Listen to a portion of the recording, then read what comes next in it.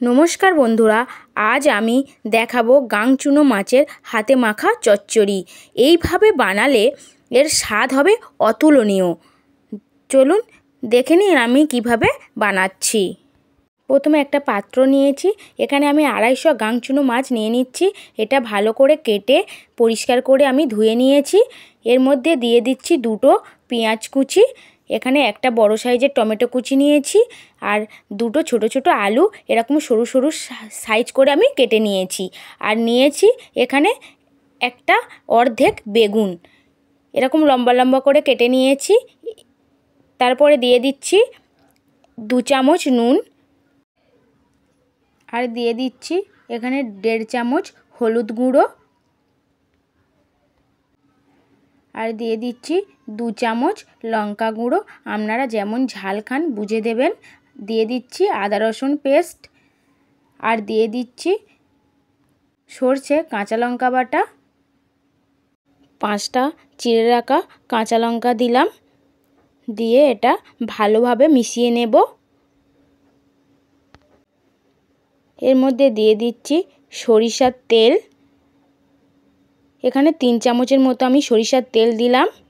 দিয়ে দিচ্ছি ধনেপাতা কুচি, দিয়ে দেব লেবুর রস। লেবুর রসটা দিলাম কারণ মাছটা ভেঙে যাবে না। আবারও ভালো করে আমি সবগুলো মিশিয়ে নিচ্ছি। এবার কড়াইতে দিয়ে দিচ্ছি তেল। এখানে আপনারা সরিষার তেলেই রান্নাটা করবেন, খেতে ভালো লাগবে। আর দিয়ে দিলাম অল্প কালা জিরে। কালা জিরে ফ্লেভারটা ছেড়ে দেবে, তখন আমি এই মাখানো মাছটা আমি দিয়ে দিলাম। আমি পাত্রটা ধুয়ে অল্প জল আমি এখানে অ্যাড করে দিলাম। কোনো রকমভাবে আমি এটা নাড়ব না, আমি চাপা দিয়ে দিলাম। 5 মিনিট হয়ে গেছে, আমি ঢাকাটা খুলে নিচ্ছি। নিয়ে এর মধ্যে দিয়ে দিচ্ছি জিরে গুঁড়ো 1 চামচ, আর দিয়ে দিচ্ছি 1/2 চামচ ধনে গুঁড়ো। দিয়ে হালকা হাতে একটু নেড়ে দেব। তাড়াতাড়ি করে এটা নাড়বেন না, তাহলে মাছটা ভেঙে যেতে পারে। এরকম হালকা হাতে একটু নেড়ে চেড়ে নেবেন। আবারও আমি ঢাকা দিয়ে দিলাম 5 মিনিটের জন্য। 5 মিনিট পরে আমি ঢাকাটা খুলে নিচ্ছি। আমার আলুটা সিদ্ধ হয়ে গেছে। আমি এখানে অল্প চিনি দিয়ে দিলাম স্বাদটা ব্যালেন্স হওয়ার জন্য। আমি এবার হালকা হাতে উল্টে পাল্টে আমি এটাকে নেড়ে দিচ্ছি।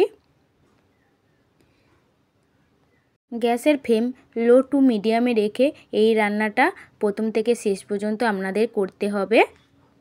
ঢাকনাটা খুলে আমি আরও 3 মিনিট একটু নেড়ে চেড়ে রান্নাটা করে নিলাম। আমার রান্নাটা হয়ে গেছে। গ্যাসের ফ্লেম বন্ধ করে 2 মিনিটের জন্য চাপা দিয়ে আমি রেখে দিলাম। এবার চলুন পরিবেশন করে আপনাদের দেখাচ্ছি। এই রেসিপিটা গরম ভাতের সাথে ভীষণ ভালো লাগে। আপনারা একবার ট্রাই করে দেখুন, খুবই ভালো লাগবে আপনাদের। আমার ভিডিওটি যদি আপনাদের ভালো লাগে লাইক শেয়ার কমেন্ট করে দেবেন। যারা ভিডিওটি দেখতে দেখতে শেষ পর্যন্ত চলে এসেছেন তাদের অসংখ্য ধন্যবাদ। আপনারা ভালো থাকবেন, সুস্থ থাকবেন।